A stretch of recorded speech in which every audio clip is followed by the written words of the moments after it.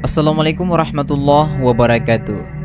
Sahabat pecinta Gudang Hikmah dimanapun Anda berada, pada kesempatan yang berbahagia ini kita akan membahas mengenai asal-usul kekayaan Qarun. Simak videonya sampai habis.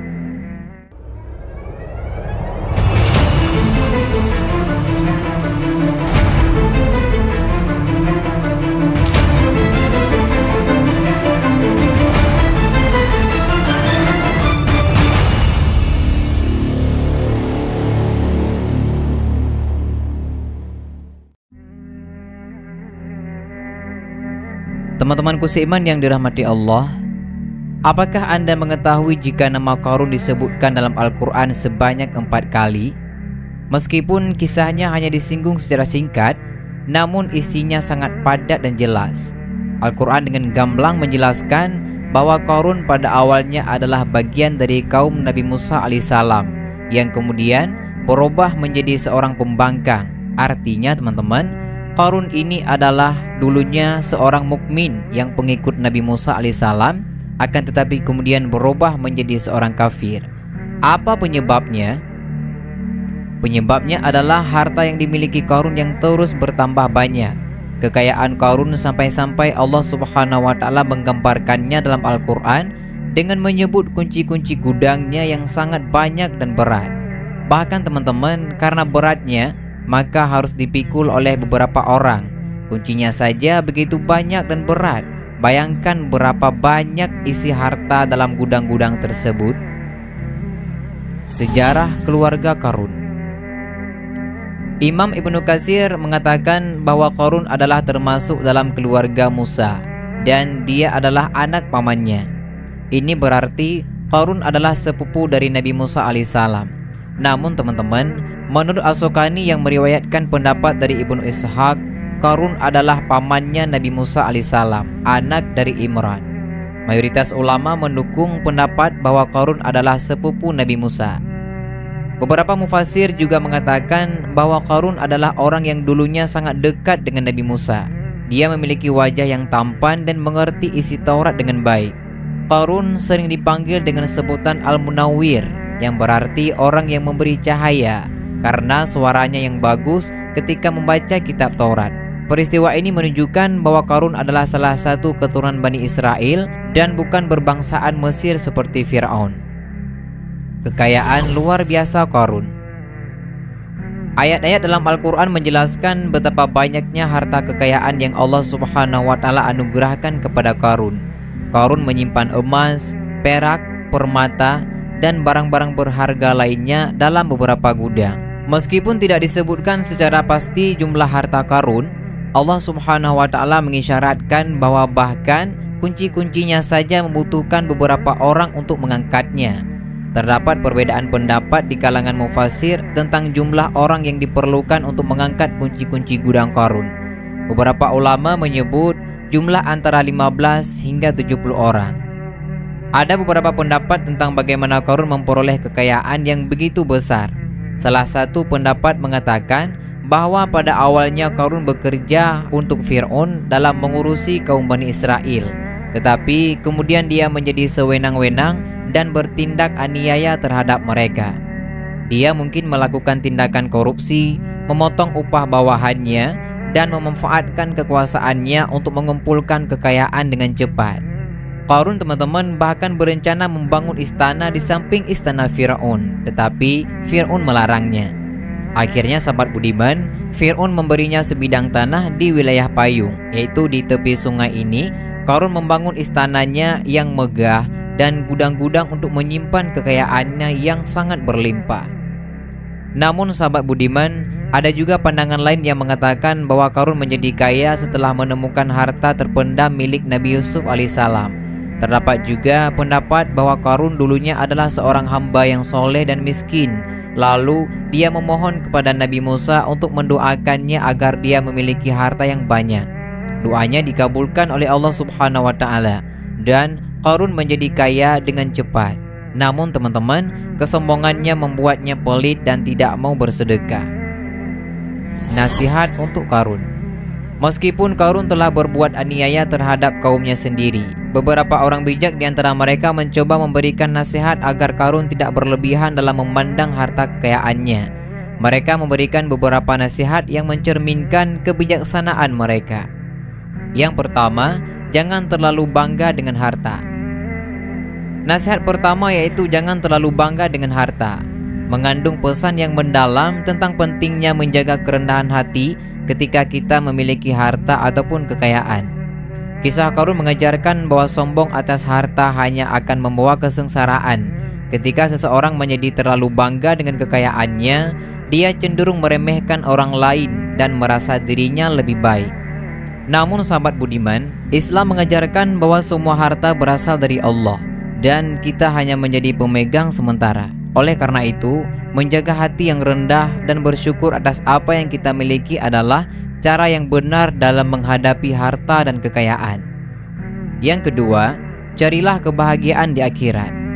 Nasihat yang kedua yaitu carilah kebahagiaan di akhirat, mengingatkan kita bahwa kekayaan dan kenikmatan dunia hanyalah sementara. Dalam kisah Qarun teman-teman, kekayaan duniawi yang dimilikinya tidak membawa kebahagiaan yang pasti. Kebahagiaan sejati terletak dalam hubungan yang baik dengan Allah dan persiapan untuk akhirat. Islam mengajarkan bahwa kebahagiaan di dunia hanya menciptakan kenikmatan sesaat, tapi kebahagiaan di akhirat adalah keabadian. Oleh karena itu sahabat budiman, seseorang harus menjaga keseimbangan antara kehidupan dunia dan persiapan untuk akhiratnya. Dengan fokus pada kebahagiaan akhirat, seseorang dapat mengejar kebaikan dan amal yang akan dihitung sebagai pahala di sisi Allah. Adapun nasihat yang ketiga adalah berbuat baik kepada orang lain. Nasihat ketiga, berbuat baik kepada orang lain, adalah panggilan untuk mempraktikkan nilai-nilai etika dan kemanusiaan yang tinggi. Dalam kisah Qarun, kita melihat bagaimana dia tidak berbagi kekayaannya dengan orang lain dan bahkan meremehkan orang-orang yang kurang beruntung. Padahal Islam menekankan pentingnya berbuat baik kepada sesama manusia, membantu mereka yang membutuhkan, dan berbagi rezeki yang Allah berikan kepada kita. Berbuat baik kepada orang lain bukan hanya kewajiban moral, tetapi juga merupakan cara untuk mendekatkan diri kepada Allah. Rasulullah SAW mengajarkan bahwa belas kasihan dan kasih sayang adalah nilai-nilai yang sangat penting dalam agama Islam. Oleh karena itu sahabat budiman, kita seharusnya selalu siap untuk memberikan pertolongan kepada mereka yang membutuhkan, menjalani sikap adil, dan berusaha menjadi panutan bagi kebaikan di masyarakat. Adapun nasihat yang keempat adalah jangan berbuat kerusakan. Nasihat keempat, jangan berbuat kerusakan, yaitu mengingatkan kita untuk tidak menyalahgunakan harta dan kekayaan yang kita miliki. Kisah Qarun menggambarkan bagaimana penyalahgunaan harta dan keserakahan dapat membawa kerusakan dalam masyarakat. Ketika seseorang menggunakan kekayaannya tanpa kontrol, itu dapat menyebabkan ketidakadilan, perpecahan, dan kerusakan sosial. Padahal Islam mengajarkan bahwa kita harus menggunakan harta kita dengan baik, mematuhi prinsip-prinsip etika, dan tidak merugikan orang lain dalam prosesnya. Sikap bijaksana dalam menggunakan harta adalah salah satu cara untuk menjaga perdamaian dan harmoni dalam masyarakat. Sebagai umat muslim, sahabat budiman, kita dianjurkan untuk menjalani hidup yang seimbang antara pemenuhan kebutuhan dunia dan persiapan untuk kehidupan akhirat, serta selalu berusaha untuk menjalani hidup dengan integritas dan moralitas yang tinggi. Namun sahabat budiman yang dirahmati Allah, Qarun tidak mengindahkan nasihat-nasihat tersebut. Dia bahkan memamerkan kekayaannya kepada orang-orang dan mengadakan pawai di kota untuk memamerkannya lebih lanjut.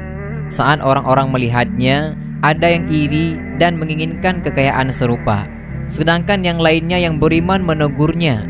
Qarun merespon dengan kesombongan, mengklaim bahwa kekayaannya adalah hasil dari pengetahuannya sendiri dan mengabaikan nasihat orang-orang bijak. Akhirnya teman-teman, akhir yang tragis dari kisah Qarun menggambarkan kebijaksanaan dan keadilan Allah Subhanahu wa Ta'ala dalam menangani perilaku yang merusak dan sombong. Tindakan Qarun yang menunjukkan keangkuhan, keserakahan, dan penyalahgunaan kekayaannya membuatnya kehilangan akal sehat. Allah Subhanahu wa Ta'ala mengambil tindakan tegas terhadapnya dengan menenggelamkannya bersama dengan rumahnya ke dalam bumi. Ini adalah hukuman yang sangat berat. mengingat betapa besar kekayaan dan kekuasaan yang dimilikinya. Namun hal ini menjadi pelajaran bagi kita bahwa Allah Subhanahu wa Ta'ala selalu melihat tindakan dan niat kita, dan Allah tidak akan membiarkan ketidakadilan dan kesombongan berlarut-larut. Kisah Qarun ini juga mengajarkan bahwa dalam kehidupan ini, semua yang kita miliki hanyalah titipan dari Allah, dan kita akan dimintai pertanggungjawaban atas penggunaannya.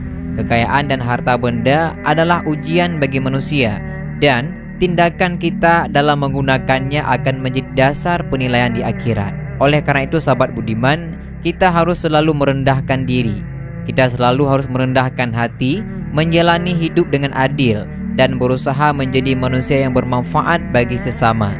Hukuman tragis yang diterima Qarun menjadi pengingat bahwa sombong dan penyalahgunaan harta hanya akan membawa kehancuran, sementara kebaikan, belas kasihan, dan ketakwaan kepada Allah adalah jalan menuju kebahagiaan sejati dan keselamatan di akhirat. Bukti arkeologis. Dalam sejarah sahabat budiman, ada sebuah danau yang dikenal dengan nama Buhairat Qarun di Mesir dekat dengan Kairo, yang diyakini menjadi tempat Qarun dan istananya terkubur.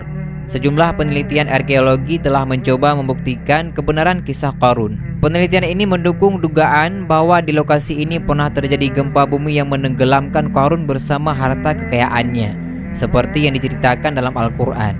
Walaupun masih diperlukan penelitian lebih lanjut, bukti-bukti ini menunjukkan bahwa kisah Qarun bukanlah sekedar cerita mitos, melainkan memiliki akar sejarah yang nyata. Kisah Qarun adalah pelajaran berharga tentang bahaya kesombongan, kekikiran, dan penyalahgunaan harta. Kita diajarkan untuk selalu bersyukur atas segala yang kita miliki dan berbagi dengan yang membutuhkan. Juga sahabat budiman, kisah ini mengingatkan kita akan pentingnya mendekatkan diri kepada Allah Subhanahu wa Ta'ala dan mencari kebahagiaan di akhirat. Semoga kita dapat mengambil pelajaran berharga dari kisah Qarun ini dan menghindari kesalahan yang pernah dilakukannya. Pentingnya kisah Qarun terletak dalam pesan moral yang terkandung di dalamnya. Kisah ini mengingatkan kita akan bahaya kesombongan, ketamakan, dan penyalahgunaan harta yang berlebihan. Kekayaan yang kita miliki adalah titipan dari Allah, dan kita bertanggung jawab atas cara kita menggunakannya. Kita harus selalu bersyukur atas nikmat tersebut dan bersedia berbagi dengan mereka yang kurang beruntung. Adapun kisah dari Qarun dapat kita ambil pelajarannya adalah sebagai berikut. Yang pertama, kesederhanaan. Kekayaan bukanlah segalanya dalam hidup ini, teman-teman. Menjaga kesederhanaan dan tidak sombong terhadap harta yang dimiliki adalah nilai-nilai yang diajarkan oleh kisah Qarun ini. Yang kedua, kebaikan akhirat. Kisah Qarun mengingatkan kita untuk tidak hanya mencari kekayaan dunia, tetapi juga kebahagiaan di akhirat kelak.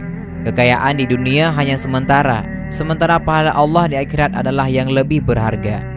Dan yang ketiga, kebaikan kepada sesama. Nasihat dalam kisah Qarun untuk berbuat baik kepada sesama manusia adalah pelajaran penting.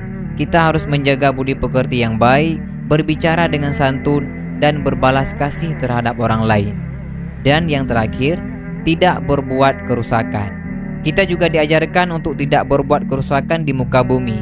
Penggunaan harta yang berlebihan dan tidak terkendali dapat menyebabkan kerusakan, baik pada diri sendiri maupun pada lingkungan. Kisah Qarun ini adalah peringatan tentang bahaya keserakahan dan kesombongan. Semua kekayaan dan harta benda di dunia ini akhirnya akan tertinggal, dan yang akan tetap bersama kita adalah amal kebaikan yang kita lakukan. Semoga kita dapat mengambil pelajaran berharga dari kisah ini dan mengaplikasikannya dalam kehidupan sehari-hari kita. Sahabat budiman yang dirahmati Allah, dan demikianlah sedikit penjelasan mengenai asal-usul harta Qarun. Semoga dari penjelasan ini dapat bermanfaat bagi kita semua.